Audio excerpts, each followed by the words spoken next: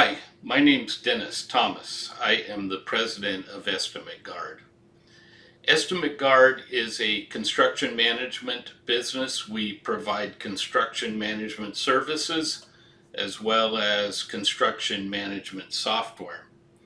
And I was hoping just to take a few minutes of your time and let you know about some of the services that we could provide for your company. We'll build a detailed master schedule right from your imported estimate data. Okay, so the way this process is going to start is that we're going to import your estimate data into our software. Because of the formatting of the estimate, it's going to almost build an automatic master schedule in Gantt chart form. We'll have to select the start dates, but other than that, everything will be structured just about perfectly. And this will be the overview, the 5,000 mile high view of the project, so that everyone knows what a successful project is going to look like.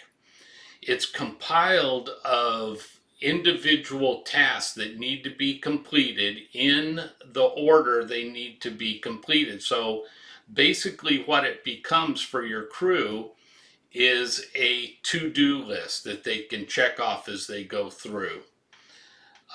It's designed to be set up and formatted by your project management team. So they're going to put together the structure and then hand it off to your field supervisors, superintendents, or foremen.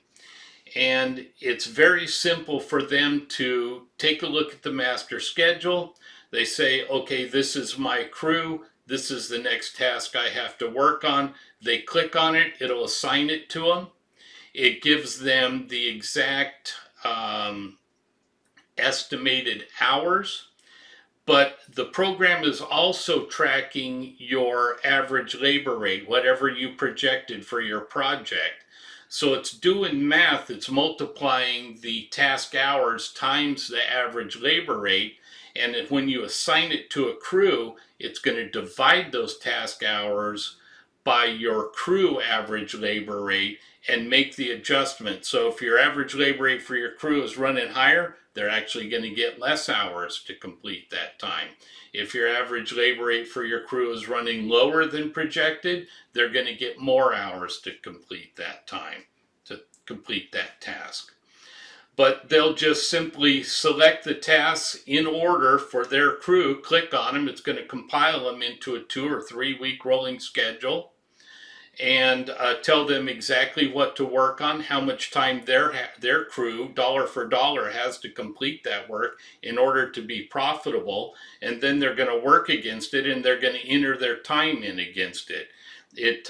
From the rolling schedule, it automatically creates a timesheet that can either be filled out per crew. For instance, the crew leader could enter the time and the time will flow into everybody's time card. Obviously, that's editable. If someone shows up late or leaves early, that needs to be edited, but it'll automatically flow the time right into everybody's time card, and then they can edit it for any occurrences like that. And it's going to track them dollar for dollar against each task so that you can take a look every day and see how they're performing.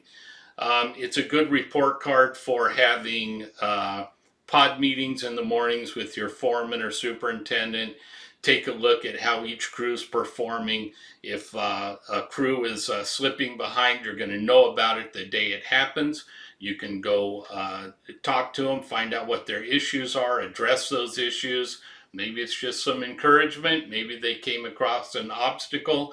Get them back on track and get them back up to speed. So the whole thing starts with a master schedule.